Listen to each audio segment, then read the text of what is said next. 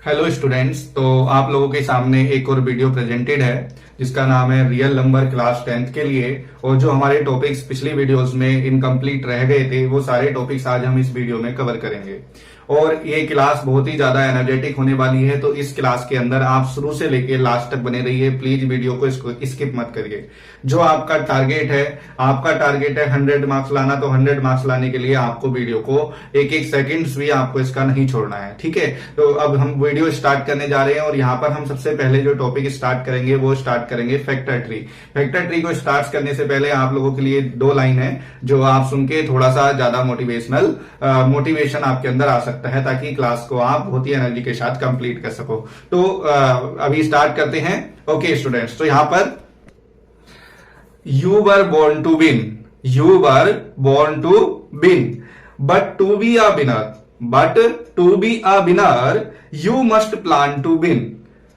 To be a winner, you must plan to win. And prepare to win. And expect to win. तो in line से हमें ये पता चलता है बच्चों कि सबसे पहले आप चाहते हैं कि आप जीतना चाहते हैं। जीतना चाहने के लिए आपको पहले क्या करना पड़ेगा, आपको उससे रिलेटेड प्लानिंग करनी पड़ेगी कि जीतेंगे कैसे, कौन कौन सी चीजें उस जीतने के लिए हमारे पास चाहिए, ठीक है। फिर उसके बाद दूसरी चीज जो आपको रहेगी, आपको प्लानिंग करनी है। प्लानिंग के बाद आपको प्रिपरेशन करनी है और प्रिपरेशन के बाद आपको एक्सपेक्टेशन रखनी है विन होने की। तभी आपको कहीं ना कहीं विनिंग मिलेगी और कहीं ना कहीं आप फिर सक्सेस होंगे और आपका टारगेट फुलफिल होगा। तो यहाँ पे स्टार्ट करते हैं बच्चों। सबसे पहला जो हमारा टॉपिक है, इसके अंदर जो छोटे छोटे टॉपिक्स हैं वो हम यहाँ पे कंप्लीट करेंगे। तो यहाँ पे सबसे पहला जो टॉपिक है वो है फैक्टर ट्री। फैक्टर ट्री क्या होता है? फैक्टर ट्री बेसिकली एक चेन ऑफ फैक्टर होती है। चेन ऑफ फैक्टर, जो चेन ऑफ फैक्टर है, अगर आप उसे रिप्रेजेंट कर रहे हो तो उसे आप कहते हो फैक्टर ट्री, ठीक है। जो चेन ऑफ फैक्टर आप किसी ट्री की फॉर्म में रिप्रेजेंट कर देते हो, chain of factor represented in the form of tree, clear. तो उसे हम फैक्टर ट्री कह देते हैं। फॉर एग्जाम्पल, यहां पे मैं एक एग्जाम्पल लेता हूं। सपोज करो आपके सामने कोई नंबर है, सपोज 24 हमने यहां पर कंसीडर कर लिया, ठीक है। अब 24 को आप किस तरीके से फैक्टराइज कर सकते हो? आपके माइंड में जो भी फैक्टर स्टार्टिंग में आ रहे हो आप लिख सकते हो। जैसे कि यहाँ पे आपने लिख लिया 6 और यहाँ पे आपने लिख लिया 4। ट्राई करिए कि कंपोजिट नंबर पहले आए, ठीक है। 4, क्लियर। अब 6 को फैक्टराइज करिए। 6 को फैक्टराइज करोगे तो आपके पास यहाँ पे क्या मिलेगा? This is 3 and this is what? 2। तो जब तक प्राइम नंबर ना आ जाए तब तक हम फैक्टर ट्री को एक्सपेंड करते जाते हैं। और यहाँ पर फिर से देखिए, आपके पास यहाँ पे क्या मिल गया? 2 और यहाँ पे क्या मिल गया? 2। तो जैसे हमने फंडामेंटल थ्योरम ऑफ अर्थमेटिक्स में कंपोजिट नंबर को प्राइम फैक्टराइजेशन की फॉर्म में लिखा था, तो this is the another method जिसमें आप कंपोजिट नंबर को प्राइम फैक्टर्स के अकॉर्डिंग लिख सकते हो। यानी कि 24 कैन बी रिटर्न एज 3। पहले छोटा नंबर लिख लेते हैं, 2 इंटू 2 इंटू 2 इंटू 3। तो सेम आंसर हमारे पास यहां से भी आता है फैक्टर ट्री से। और इसमें आपको 1 से 2 एग्जाम्पल कर लेने हैं, इसमें कोई ज्यादा ऐसा क्वेश्चन नहीं बनता है। तो अभी 1-2 क्वेश्चन इसमें देखते हैं जो हमारे पास कुछ क्वेश्चन इजीली आ जाते हैं 2 मार्क्स के या फिर एमसीक्यू में। तो यहां पे शुरुआत करते हैं इन क्वेश्चन की। सो स्टूडेंट्स, फैक्टर ट्री से रिलेटेड क्वेश्चंस आपके सामने हैं। कुछ इस तरीके का क्वेश्चन आएगा, सिंपली आप फैक्टर ट्री बना के देख लेंगे, लेकिन उसमें मिसिंग नंबर्स आप लोगों से पूछ लेता है, ठीक है। तो उस क्वेश्चन को करने के लिए आपको क्या करना है, सबसे पहले जो फैक्टर्स गिवन है उन फैक्टर्स पे कंसंट्रेट करिए, उससे आपके आंसर्स आसानी से निकल जाएंगे। जैसे कि सबसे पहले आप देखिए, यहाँ पर मैं लास्ट से शुरू करता हूँ। 7 and 3 आर गिवन, ठीक है। तो 7 3 का मल्टीप्लीकेशन ही यहाँ पर नंबर आया होगा, तो डेट मीन 7 3 21। हम यहाँ पर 21 लिख देंगे इजीली। जब हमारे पास यहाँ पे 21 आ जाएगा, ठीक है। जब 21 हमारे पास यहाँ पे एक नंबर गिवन है, ठीक है, ये गिवन था पहले से। तो 21 2 जा कितने हो गए? 42। तो इतना सिंपल क्वेश्चन है और इतनी आसानी से आप इस क्वेश्चन को कर दोगे, ठीक है। तो इसमें कोई हार्ड टॉपिक नहीं है, इसे आसानी से सोल्व किया जा सकता है वेक्टर। एक और क्वेश्चन बच्चों आप यहाँ पर देख सकते हो इससे रिलेटेड, ठीक है, ताकि आपकी प्रैक्टिस हो जाए और इससे रिलेटेड आपको जितने भी क्वेश्चन दिखाई दें बुक्स वगैरह में उन्हें आप सोल्व कर सकते हो बाय यूजिंग दैट कंसेप्ट। तो यहाँ पर हम बात करेंगे इस क्वेश्चन में। सबसे ऊपर देखो यहाँ पे एक्स दिया है, लेकिन हमें क्या कौन सा नंबर की सर्चिंग करनी है जहाँ पे कम से कम 2 फैक्टर दिए हो।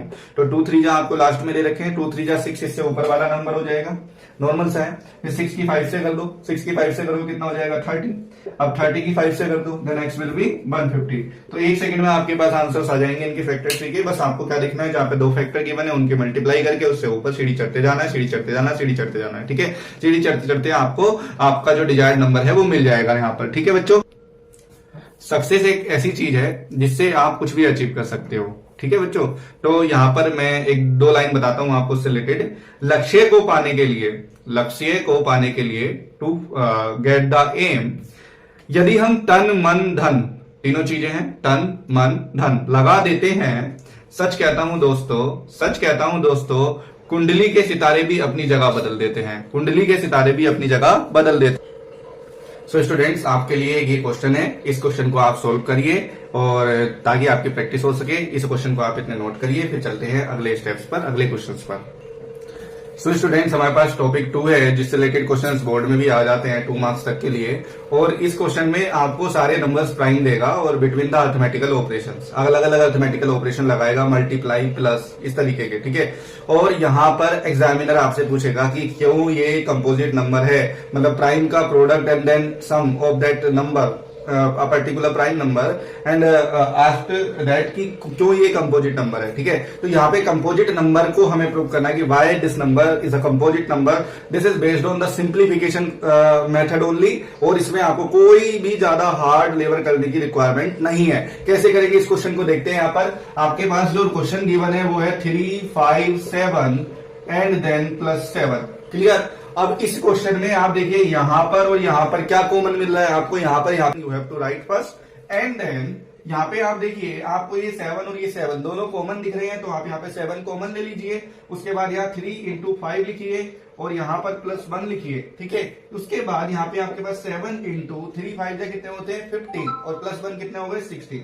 तो यहाँ पे आपके पास 16 7 112 and it is last by 2, it means it has more than 2 factor. अगर ये 2 नहीं है और कोई भी नंबर 2 से लास्ट हो रहा है तो उसके पास मोर देन 2 फैक्टर होते हैं। And if any number has more than 2 factor it means that is a composite number. तो this is the reason behind of it, you can write in your notebook this question. Okay students, how will you write the after of this, थोड़ा mathematical लिखने की इसे कोशिश करिए।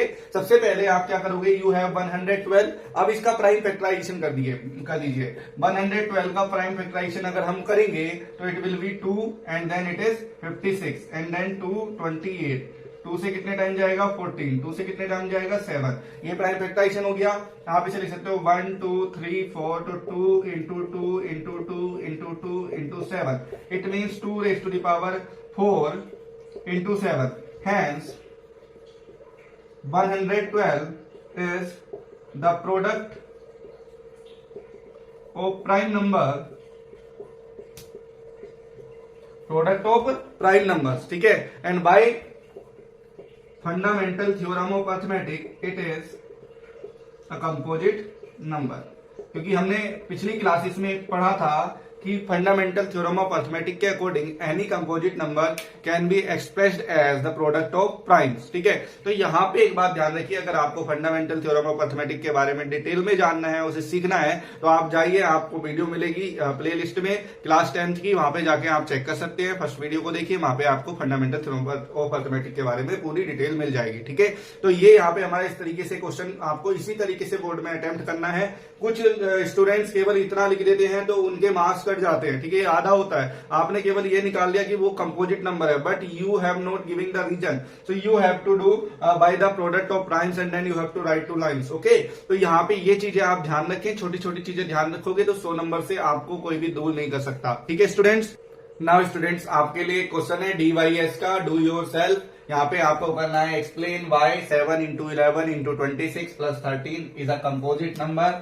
We have to give the reason of it and this is the question, this is same question as I have done before of it। okay, तो इस question को आप करेंगे और कमेंट में आंसर करेंगे कि इसका आंसर आपका क्या आया। मैं सभी के कमेंट्स चेक करूंगा और जिन बच्चों के आंसर सही आएंगे नेक्स्ट वीडियो में उन बच्चों के वीडियो के लास्ट में नाम शो किए जाएंगे। ओके स्टूडेंट्स, सो स्टूडेंट्स आपके सामने अब एक और नए टाइप का क्वेश्चन इसमें आ गया है और उस क्वेश्चन को हम ये चेक करेंगे कि इस टाइप के क्वेश्चंस कैसे सोल्व करने हैं। तो पहले क्वेश्चन को रीड करते हैं। क्वेश्चन क्या है यहाँ पर, check whether 4 raised to the power n where n is a natural number can end with the digit 0 for any natural number n we have to check it कि क्या ये नंबर जो हमारे पास 4n आएगा और अगर हम n की जगह नेचुरल नंबर्स इसकी पावर कर दें तो उस कंडीशन में क्या ये नंबर 0 पे जाके एंड होगा, इसकी लास्ट डिजिट 0 होगी। तो उसके लिए मैं आपको एक छोटा सा कंसेप्ट बताता हूं जिससे आपका कोई भी क्वेश्चन आ जाए, 4n आ जाए, 6n आ जाए, 12n आ जाए, ये तीनों नंबर ऐसे हैं जो बोर्ड्स ने मल्टीपल टाइम्स पूछे हैं। तो इन क्वेश्चंस में आपको एक छोटा सा कंसेप्ट लगाना है, अपना माइंड यूज करना है और उसके बाद इसका आंसर बहुत ही सिंपल हो जाएगा। देखो इसमें क्या करोगे बच्चों, कोई भी नंबर 0 पे जाके एंड तब होता है जब उस नंबर में उसके प्रोडक्ट ऑफ प्राइम्स में 2 फैक्टर होने चाहिए। कौन कौन से वो 2 फैक्टर हैं? एक तो 2 है और एक 5 है। कौन कौन से फैक्टर होने चाहिए? अगर 2 एंड 5 दोनों ही प्रोडक्ट ऑफ प्राइम्स में मिल जाते हैं आपको, दोनों प्राइम नंबर हैं, अब ये दोनों उसके अंदर होने चाहिए। अगर मान लो अकेला 2 है तो भी वो 0 पे एंड नहीं होगा और अकेला अगर 5 है तो भी वो 0 पे एंड नहीं होगा। ठीक है, तो आपको ये दोनों कंडीशन क्या है, दोनों फैक्टर उसके अंदर होने चाहिए तभी वो नंबर किस पे एंड होगा, 0 पे जाके एंड होगा। ठीक है, तो ये बात आप ध्यान रखें कि जो कोई नंबर अगर 2 एंड 5 कंटेन्स करता है तो वो जाके 0 पे एंड होगा। तो कैसे इस क्वेश्चन को सॉल्व करेंगे, चेक करते हैं कि इसके अंदर 2 एंड 5 दोनों फैक्टर हैं कि नहीं है। तो सबसे पहले आप देखिए यहां पे आपके पास 4n है, राइट। 4n के लिए आप इसे लिखोगे 2 into 2 because the product of prime of the 4 is 2 into 2 and raised to the power n। अब आप n की पावर कुछ भी रख लो, ठीक है, but it doesn't have the product of, इसके पास क्या नहीं है, प्रोडक्ट ऑफ प्राइम्स में 5 नहीं है। तो हम लिखेंगे it does not contain 5 as a factor,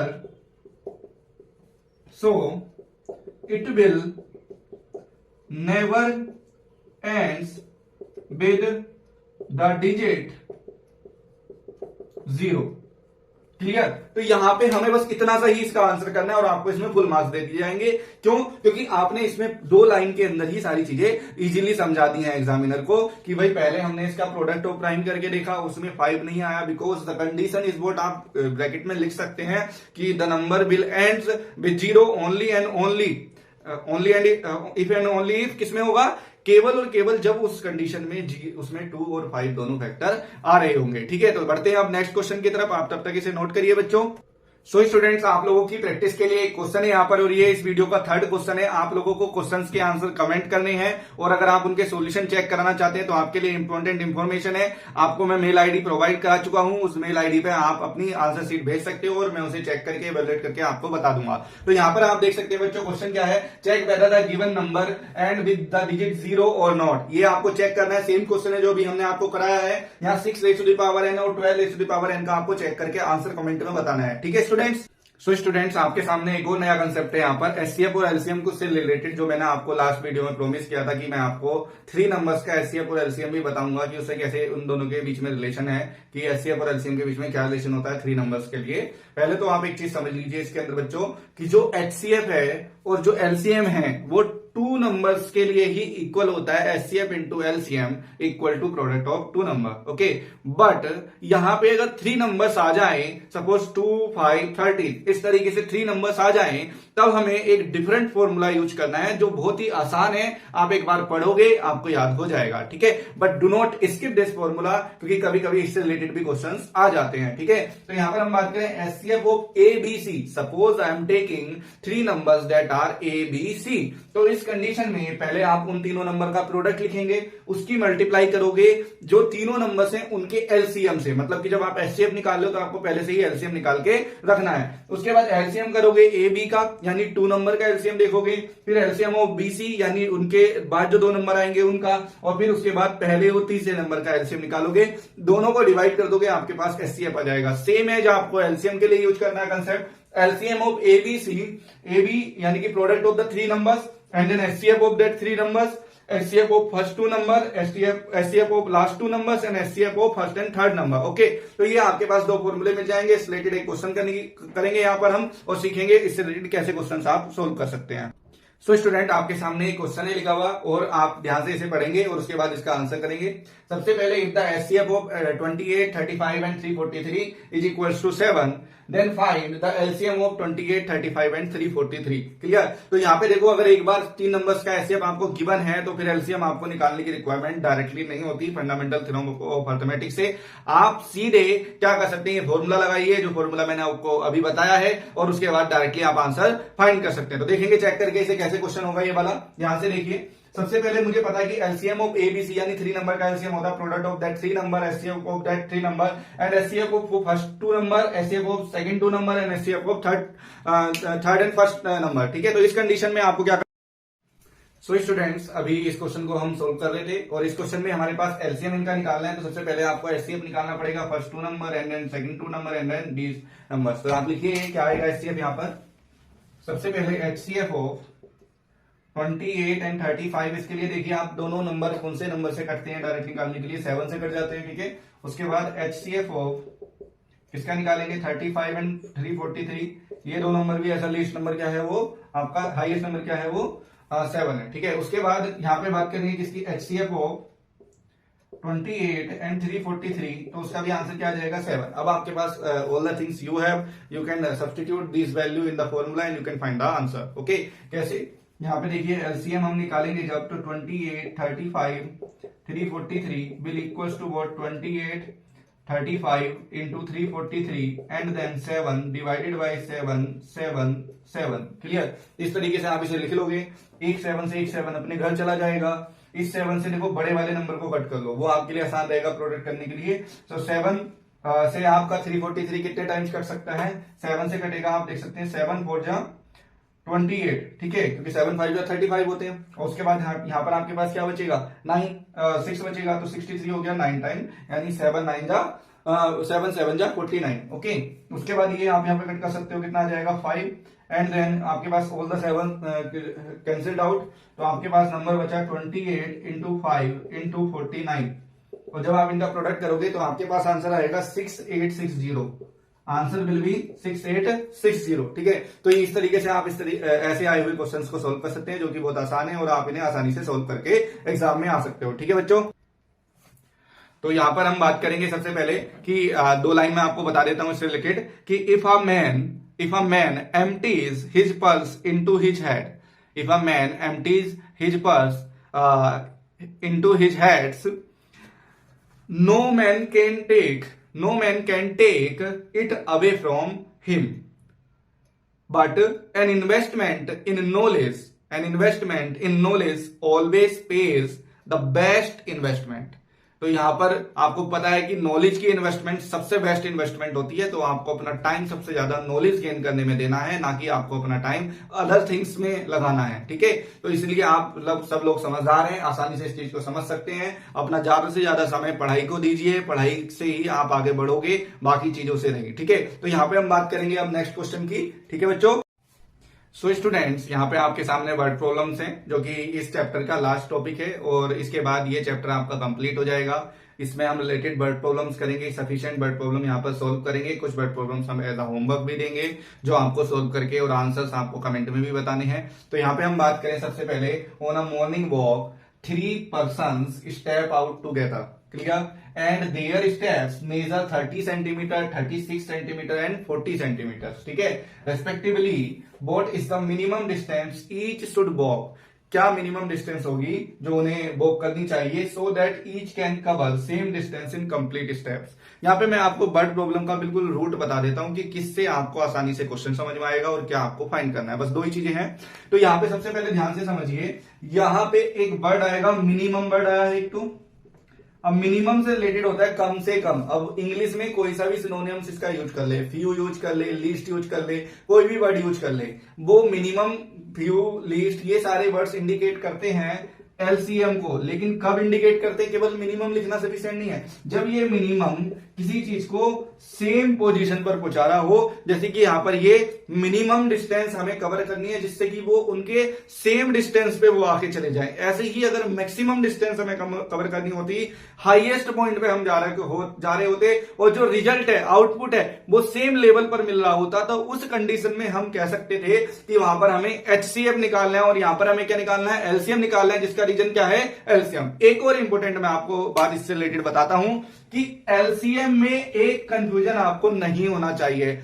LCM में जो नंबर्स होंगे गिवन, नंबर जो गिवन होंगे वो बहुत छोटे नंबर होंगे, स्मॉल नंबर होंगे, और उन स्मॉल नंबर से आंसर जो आपका आएगा वो आंसर आएगा लार्ज, यानी कि उन नंबर से हमेशा आंसर बड़ा आता है एलसीएम के अंदर। और एचसीएफ के अंदर आप ध्यान रखें, जो नंबर होंगे बच्चों, वो नंबर होंगे थोड़े से लार्जर, और आपका आंसर कैसे आएगा? आपका आंसर आएगा बच्चों स्मॉलर देन नंबर।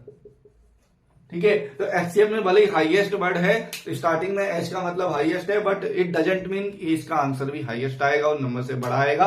तो ये चीज में आपको कंफ्यूज नहीं हो रहा, क्योंकि बहुत सारे बच्चे क्या करते हैं, अरे ये तो एचसीएफ था, हमारा आंसर तो ये नंबर से भी छोटा आ रहा, दैट मीन सारा आंसर इज रॉन्ग। ऐसा नहीं, इससे नहीं डरना है, आपको सीधे जो आपका लार्जर नंबर आ रहा है आंसर में, वो आपका सही आंसर है। ठीक है, तो यहाँ पे अब हम इस वर्ड प्रॉब्लम को सोल्व करेंगे। इस वर्ड प्रॉब्लम के अंदर आप देख सकते हैं ध्यान से कि आपके पास 3 नंबर्स हैं जो स्टेप्स में दिए हुए हैं। एक तो 30 है, दूसरा 36 है, और तीसरा क्या है आपके पास?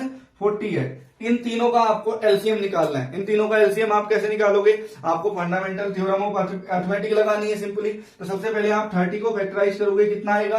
30 को फैक्टराइज करोगे तो 2 3 जा कर लीजिए, 2 3 जा 6 5 जा 30। उसके बाद 36 को फैक्टराइज करिए, 36 को करोगे तो कितना आएगा? 2 2 जा 4, 3 जा 12, 3 जा 36। एंड देन उसके बाद 40 को फैक्टराइज करना है आपको। 40 को फैक्टराइज कैसे करेंगे आप? 2 2 जा 4, 2 जा 8, 5 जा 40। ठीक है, इस तरीके से आपने इन्हें फैक्टराइज कर लिया। और जब आप इन्हें फैक्टराइज कर लेते हो तो आप इसका एलसीएम कैसे निकालोगे? सबसे पहले आप देखिए कि इनमें रिपीटेड नंबर्स कौन से हैं। ठीक है, तो एलसीएम लिखने के लिए एलसीएम ऑफ 30, 36 एंड 40। जिन्हें एलसीएम नहीं आ रहा है समझ में, वो जा रहे हैं फर्स्ट वीडियो देखें और उसमें आपको एलसीएम भी समझ में आ जाएगा, फंडामेंटल थ्योरम ऑफ मैथमेटिक्स से हमने कैसे निकलवाया। ठीक है, प्राइम फैक्टराइजेशन से आप एलसीएम ना निकालें, क्योंकि कभी कभी चांसेस होते हैं कि एग्जामिनर आपके इसमें नंबर कट कर सकता है। वैसे मतलब आप इसका तो प्राइम फैक्टराइजेशन ही करोगे, लेकिन आप इस प्रेजेंटेशन में एक बार लिख के जरूर आए एग्जाम में कि that you are using the fundamental theorem of arithmetic to find the LCM and HCF. ठीक है, तो यहाँ पे एलसीएम 30, 36 और 40 का क्या आ जाएगा आपके सामने? यहाँ पे सीधे आ जाएगा। देखो 2 जो है, 2 मैक्सिमम किसमें है? 2 आपका मैक्सिमम इस वाले में है, जैसे इसे 2 की पावर 3 लिख सकते हो। मैं एक बार लिख देता हूं आसानी के लिए। यहाँ पे आपका जो है 2 की पावर 1 है, 3 की पावर 1 है, 5 की पावर 1 है। उसके बाद यहाँ पर 2 की पावर 2 है, 3 की पावर 2 है। ठीक है, और यहाँ पर क्या है? 2 की पावर 3 है और 5 की पावर 1 है। अब इनमें से आपको मैक्सिमम निकालनी है। एलसीएम निकालने के लिए जो है मैक्सिमम लेनी है, तो एलसीएम आ जाएगा आपके पास इनका 2 की पावर 3 सबसे ज्यादा है, तो 2 की पावर 3 आपने यहाँ कंसीडर कर ली। उसके बाद यहाँ पे 5 देखिए, 5 की पावर हर एक में बनी है, तो आप 5 से पहले 3 लिखेंगे। 3 की पावर मैक्सिमम क्या है? 2, और उसके बाद 5 की पावर क्या है? 1। इसका प्रोडक्ट कर दीजिए, आपके पास एलसीएम आ जाएगा। ये हो गया आपका 8, ये हो गया 9 और ये हो गया 5। और 8 5 जा कितने होते हैं? 40, 9 जा कितने होते हैं? 360। तो आपका एलसीएम तो आ जाता है इसका 360 तीन नंबर्स का। तो इसका मतलब क्या है कि they have to cover 360 metre. Metre में है आंसर, सेंटीमीटर में 360 सेंटीमीटर डिस्टेंस। ठीक है, सो यहाँ पे हम क्या लिख देंगे लास्ट में? They have to cover 360 centimetre to reach on the same distance. Clear? तो यहाँ पे उन्हें अपने कंप्लीट स्टेप करने के लिए, सेम डिस्टेंस पे पहुंचने के लिए क्या करना पड़ेगा? उन्हें 360 सेंटीमीटर की डिस्टेंस कवर करनी पड़ेगी। ठीक है बच्चों, इसे नोट करिए आप। सो स्टूडेंट्स, एक और वर्ड प्रॉब्लम आपके पास है। यहाँ पे आपको वर्ड प्रॉब्लम में कोशिश की गई है कि ऐसा वर्ड ना दे, मिनिमम, लीस्ट या इस तरीके का वर्ड ना दे। ऐसी भी कुछ एक्सेप्शन वर्ड प्रॉब्लम्स हैं, मिनिमम, सेम या मैक्सिमम, हाईएस्ट, ये सब वर्ड प्रॉब्लम्स तो आप आसानी से सोल्व कर लोगे। लेकिन इस तरीके की वर्ड प्रॉब्लम्स कैसे सोल्व करनी है देखते हैं। और इस वर्ड प्रॉब्लम को मैं कहता हूं सेम टाइम सेम जगह। ठीक है, एक सॉन्ग है तो उससे रिलेटेड ये वर्ड प्रॉब्लम है कि यहाँ पे देखो 2 कैंडिडेट है, there is a circular path around a sports field. Clear? Digraj, पहले का नाम बताया उसने, दिगराज है। Digraj takes 18 minutes to complete 1 round of the field, while Prashant takes 12 minutes for the same, यानी कि उस चीज में जो दिगराज है वो धीरे धीरे दौड़ता है, उसे 18 मिनट्स लगते हैं, लेकिन जो दूसरा कैंडिडेट है जिसका नाम प्रशांत है वो 12 मिनट्स में ही उस पूरे के पूरे जो राउंड सर्कल है पार्क का उसे कंप्लीट कर देता है। अब अगर suppose they both start at the same point, अगर वो दोनों सेम पॉइंट से स्टार्ट करते हैं and at the same time, और सेम टाइम पे, इसलिए कहा मैंने सेम टाइम सेम जगह, ठीक है, same time, and go in the same direction, और दोनों ही सेम डायरेक्शन में भागते हैं, आफ्टर हाउ मेनी मिनट्स, कितनी मिनट्स में will they meet again at the starting point, वो फिर से मिलेंगे स्टार्टिंग पॉइंट पर जाकर, ठीक है बच्चों। तो यहाँ पे आपको आसानी से ध्यान रखना है कि जो क्वेश्चंस हैं उन क्वेश्चन को बहुत आसानी से आप सोल्व करोगे। तो जब सेम टाइम सेम जगह वाली वर्ड प्रॉब्लम हम सोल्व करेंगे बच्चों, तो ध्यान रखो जब वो सेम टाइम पे निकल रहे हैं और सेम जगह पर जा रहे हैं तो ध्यान रखना हमेशा फाइंड करना आपको एलसीएम। क्या फाइंड करना है? एलसीएम, ठीक है। और एलसीएम फाइंड करने के लिए आप देखते हैं कि कितना टाइम इन दोनों कैंडिडेट को लगेगा।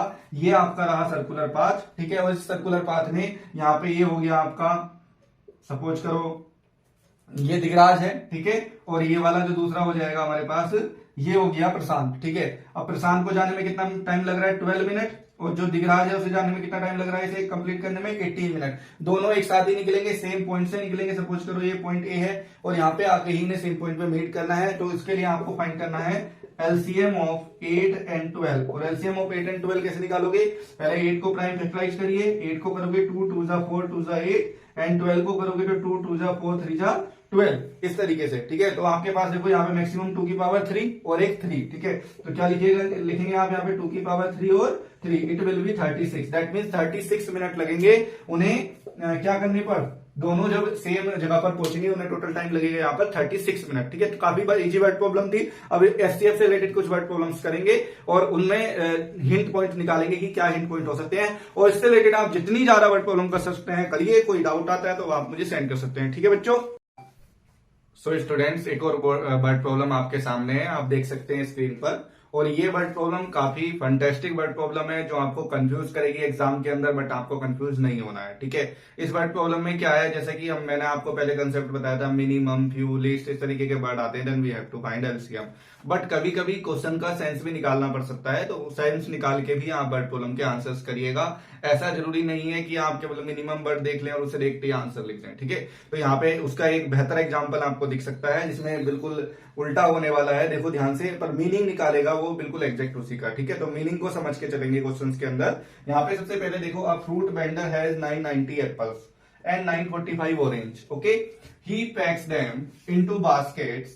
Each basket contain only one of the two fruits, but in equal numbers. Right? Find the numbers of fruit to be put in each basket in order to have minimum number of baskets. यहाँ question आ रहा है minimum number of basket. आप देखो ये word आया minimum number of basket, लेकिन same वाली word नहीं आया। मिनिमम के साथ सेम वाली कंडीशन आ जाती तो उस कंडीशन में क्या होता, यहाँ पे क्या रखा, मिनिमम नंबर ऑफ बास्केट्स लेनी है, कम से कम बास्केट लेनी है। अगर आप खुद सोचो, ऐसे अंदाजा लगाओ, आपके पास 990 एप्पल हैं, टोटल एप्पल कितने हैं? 990 एप्पल्स हैं। उसके बाद 945 ऑरेंज है। तो अब मुझे बस एक छोटा सा आंसर कर दो कि अगर मैं इन्हें बास्केट्स में रखूं तो क्या हर बास्केट में एक ही फ्रूट रखूंगा? और अगर एक फ्रूट भी रखूंगा, एलसीएम की कंडीशन क्या होती है? सपोज करो अगर मैं मिनिमम निकाल रहा हूं, मिनिमम के अकॉर्डिंग एलसीएम लेता हूं, तो मिनिमम के अकॉर्डिंग जब मैं इसका एलसीएम लूंगा तो आप मुझे इसमें एक छोटी सी चीज बताइए, अगर मैं हर एक में एक एक फ्रूट भी रख दूं, ठीक है, जब एक एक फ्रूट भी रखूंगा फिर 945 अलग से लेने पड़ेंगे, 990 अलग से, तो फायदा क्या होगा? उसने कहा मिनिमम नंबर ऑफ बास्केट, कम से कम बास्केट लगे। तो आप खुद सोचिए 990 और 945 का जब आप एलसीएम निकालोगे तो वो तो इनसे भी बड़ा आएगा, 990 से बड़ा नंबर आएगा। तो उस कंडीशन में आपको एक बात क्लियर हो रही होगी यहाँ पे कि सर नहीं, एलसीएम नहीं, यहाँ पे हम एचसीएफ निकालेंगे और एचसीएफ निकाल के इस क्वेश्चन को हम यहाँ पे सोल्व करेंगे, ठीक है। तो इतना हमें आइडिया लग गया है कि वर्ड प्रॉब्लम को पढ़ना है और उसका मीनिंग भी निकालना है, क्योंकि मैं ऐसा एग्जांपल आपके सामने इसलिए लेकर आया हूं ताकि आपको इसमें ये बात क्लियर हो जाए कि मिनिमम और सेम भी बिल्कुल एक तरह से माइंड सेट करके नहीं चलना कि पढ़ना लिख देना, एक मीनिंग निकालना सीखो। 10th क्लास में आप मीनिंग आसानी से निकाल सकते हो। फिर से देखते हैं मीनिंग इसका। एक फ्रूट वेंडर है जिसके पास 990 एप्पल है, 945 ऑरेंजेस है, ठीक है, और उन्हें वो पैक करता है बास्केट्स के अंदर। पैक करेगा तो एक से तो ज्यादा ही फ्रूट्स उनके अंदर रखेगा। जब एक से ज्यादा फ्रूट्स उनके अंदर रख रहा है तो इसका मतलब जो हमारा वैल्यू है वो 990 या 945 से कम ही आनी है, और जब वैल्यू कम आएगी तो इसका मतलब हमें क्या फाइंड करना है? एचसीएफ फाइंड करना है। तो सिंपल सा कंसेप्ट है यहाँ पे। अब इसका एचसीएफ निकालेंगे तो HCF आप इसकी लैंग्वेज लिख सकते हैं 990 और 945। तो जब इसका HCF निकालोगे 990 और 945 का, तो आपके पास क्या आंसर आ सकता है, सोचो। 990 और 945 का एलसीएम निकालिए, कैसे निकलेगा? 990 के फैक्टराइजेशन करने हैं आपको सबसे पहले, ठीक है। तो जब आप फैक्टराइजेशन करोगे तो ये 2 से कट जाएगा, 2 4 जा 8, उसके बाद यहाँ पे बचाना 1, तो यहाँ पे हो जाएगा आपका 2 9 जा 18, 1 2 5 था, ठीक है। अब ये किससे कटेगा? 3 से भी कर सकता है, तो लेट चेक कि 3 से डिविजिबल होगा कि नहीं होगा। 5 9 14 और 4 कितने होते हैं? 18, that means it will be divisible by 3। तो 3 बन जा 3, बचेगा कितना? 1 1 19, यानी 3 6 जा 18, 3 5 जा 15, 5 6 11 1 12, फिर से 3 से कट जाएगा, 3 5 जा 15, 3 5 जा 15। Now it will not divisible by 3, ठीक है। अब ये किससे कटेगा? 5 से कटेगा 11 टाइम, और यहाँ पे 11 से कटेगा 1 टाइम, ठीक है। ये इसका फैक्टराइजेशन हो गया। दूसरा नंबर आपके पास आएगा 945। 945 को करोगे तो देखो 5 4 9 और 9 18, 3 से कट रहा है, तो आप 3 लिखोगे यहाँ पे, 3 3 जा 3 1 जा 3 5 जा 5 3 9, ये भी कट जाएगा, 3 से 3 1 जा 3 5 जा। एक बात ध्यान रखिए, मैंने यहाँ पे 0 लगाया, ठीक है। ये बहुत सारे बच्चे गलतियां करते हैं, ये 0 को मत ना भूलें। जब एक साथ 2 डिजिट लेनी पड़ जाए डिवाइड के अंदर, स्टार्टिंग को छोड़ के, अगर स्टार्टिंग में 2 डिजिट ले रहे हो कोई दिक्कत नहीं, आराम से ले लो, ठीक है। स्टार्टिंग का जब शुरुआत कर रहे हो क्वेश्चन की, बट उसके बाद कहीं भी एक साथ 2 डिजिट लोगे तो you have to mention a 0, ठीक है, इन द क्वेश्चन। तो यहाँ पे अब बात करेंगे किसमें, इसे डिवाइड करके देखिए, 3 3 जा 9, 3 5 जा, एंड देन 35 है तो इट विल बी 5 7 जा, and then it will be 1, ठीक है। सो यहाँ पे आपके पास कुछ प्राइम फैक्टराइजेशन इस तरीके से आ गया। Then you will write what, जो आपका 990 है, it can be written as, because it is a composite number, by fundamental theorem of arithmetic you can write it like 2 into 3 raised to the power 2 into 5 into 11 raised to the power 1, ठीक है।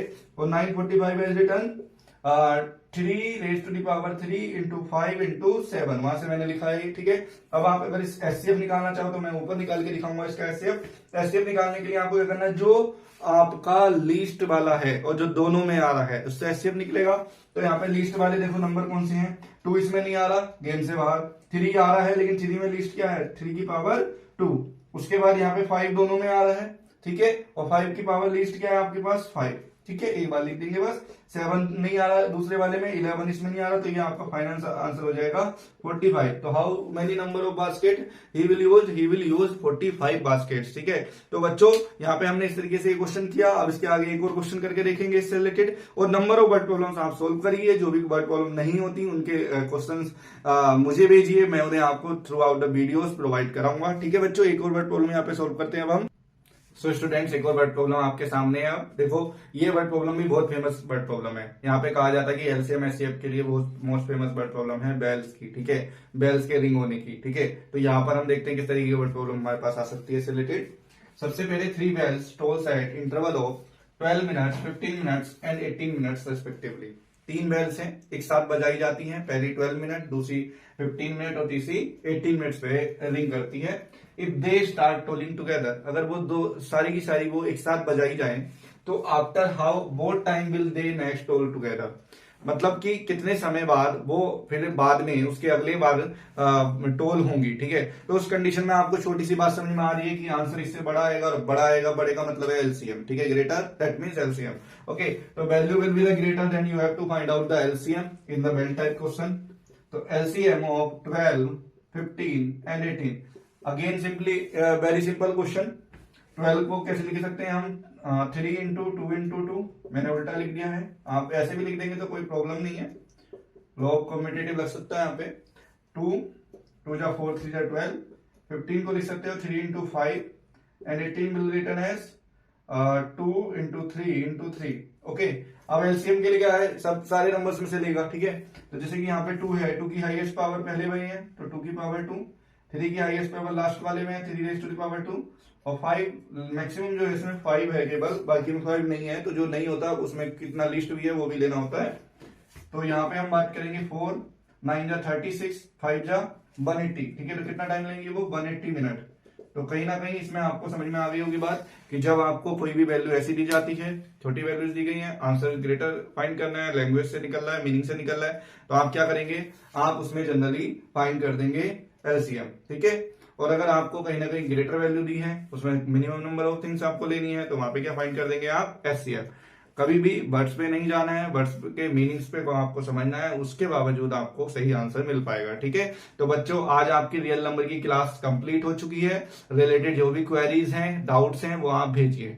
एक चीज आप लोगों को बतानी थी बेटा, आपकी ये सारी वीडियोस बनाने में बहुत मेहनत लगती है और आप बहुत ज्यादा सपोर्ट भी कर रहे हो, उसके लिए thank you so much. But आप लोग वीडियोज स्किप कर करके देख रहे हो। ठीक है, वीडियोज आप कंप्लीट देखिए। मेरा जो पर्पज है ये चैनल बनाने का, वो केवल एक छोटा सा पर्पज है कि जो बच्चे कहीं नहीं जा सकते हैं, अपने ही घर पे बैठ के आसानी से वीडियोस को देखें, बिल्कुल सही एजुकेशन लें। ठीक है, और एग्जाम में maximum to maximum marks gain करें। ठीक है, तो कहीं ना कहीं अगर आपको वीडियो पसंद आ रही है तो लाइक करें, और मैं ये नहीं कहूंगा कि आप सब्सक्राइब करें, अगर अच्छा लगे चैनल तो आप सब्सक्राइब करिए और अपने फ्रेंड्स को भी शेयर करिए। ठीक है, अगर इंफॉर्मेटिव लगे तो। लेकिन एक बात ध्यान रखिए, जब वीडियोस देखनी है तो वीडियोस कंप्लीट ही देखिए। ठीक है, थैंक यू सो मच। मिलते हैं नेक्स्ट वीडियो में नेक्स्ट चैप्टर के साथ, नई एनर्जी के साथ। और मैं वेट करूंगा आप लोगों के भेजे हुए डाउट्स की, ताकि वो डाउट्स आप भेजें और उनसे रिलेटेड मैं क्वेश्चंस को आपको करा सकूं। आज इस वीडियो के अंदर मैंने आपको बहुत सारे कुछ क्वेश्चंस प्रोवाइड कराए, नॉट टू मच। अगर आपको प्रैक्टिस के और भी क्वेश्चन चाहिए तो आपको मेरा एक ग्रुप है व्हाट्सएप पे, आपको मिल जाएगा। वहां पे आप जाके उसे चैनल को फॉलो कर सकते हैं। वहां पे आपको रिलेटेड वर्कशीट, वर्ड प्रॉब्लम्स, यह सारी चीजें आपको मिल जाएंगी। तो उस चैनल पे आप जाओगे तो वहां पे आपको इजीली वर्कशीट टाइप से मिलेंगे, आप वहां से प्रैक्टिस कर सकते हैं। अपने डाउट्स वगैरह जो है वो आप मुझे मेल आईडी पे भेज सकते हैं। ठीक है, और धीरे धीरे आपको थ्रू आउट द ग्रुप्स की भी इंफॉर्मेशन प्रोवाइड कराई जाएगी। जैसे जैसे टाइम लगेगा कि हमें लगेगा डाउट्स की क्वेरी ज्यादा आ रही है। ठीक है, तो ज्यादा बातों को लंबा ना करते हुए अब आज का समय हो चुका है। बाय बाय और टेक केयर। आप सब लोग इन क्वेश्चंस को करते रहिए, खुश रहिए, मस्त रहिए। Thank you class.